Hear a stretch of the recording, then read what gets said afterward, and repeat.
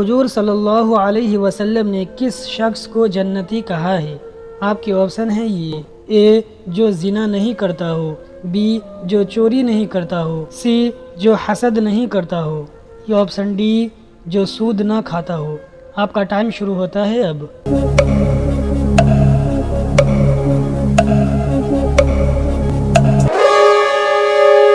صحیح جواب ہے سی، جو حسد نہیں کرتا ہو۔ دوستو، ان کے بارے میں بھی ایک حدیث ہے جو آپ تمام حضرات تک بیان کرنے کی کوشش کرتے ہیں۔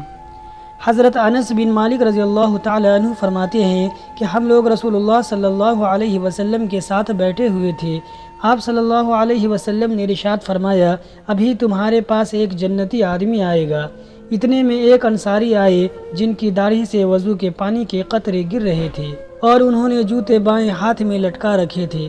دوسرے دن بھی رسول اللہ صلی اللہ علیہ وسلم نے وہی بات فرمائی، اور پھر وہی انصاری اسی حال میں آئے جس حال میں پہلی مرتبہ آئے تھے۔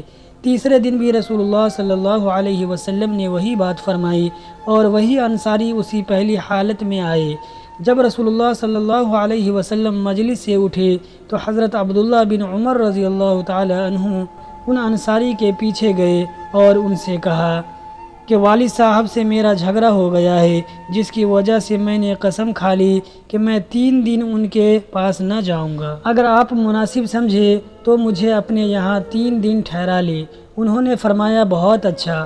حضرت انس رضی اللہ تعالی عنہما فرماتے ہیں کہ حضرت عبداللہ رضی اللہ تعالی عنہما بیان کرتے تھے، میں نے ان کے پاس 3 راتیں گزار دی۔ میں نے ان کو رات میں کوئی عبادت کرتے ہوئے نہیں دیکھا، البتہ جب رات کو ان کی آنکھ کھل جاتی اور بستر پر کروٹ بدلتے تو اللہ تعالیٰ کا ذکر کرتے اور اللہ اکبر کہتے، یہاں تک کہ فجر کی نماز کے لیے بستر سے اٹھتے۔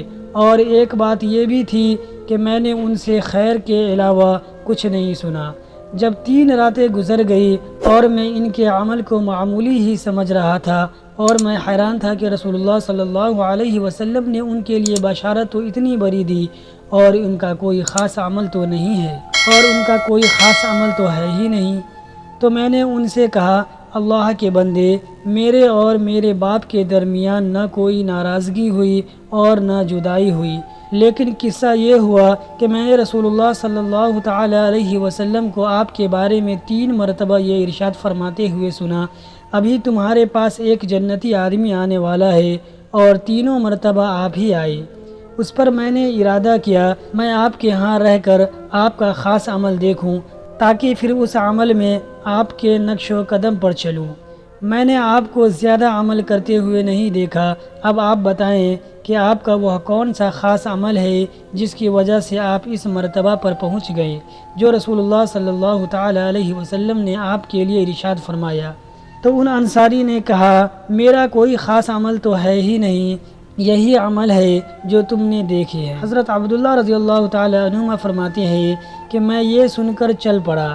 جب میں نے پشت پھیری تو انہوں نے مجھے بلایا اور کہا، میرے اعمال تو وہی ہے جو تم نے دیکھے ہیں، البتہ ایک بات یہ ہے کہ میرے دل میں کسی مسلمان کے بارے میں کھوٹ نہیں ہے، اور کسی کو اللہ تعالیٰ نے کوئی خاص نعمت عطا فرما رکھی ہو تو میں اس پر اسے حسد نہیں کرتا۔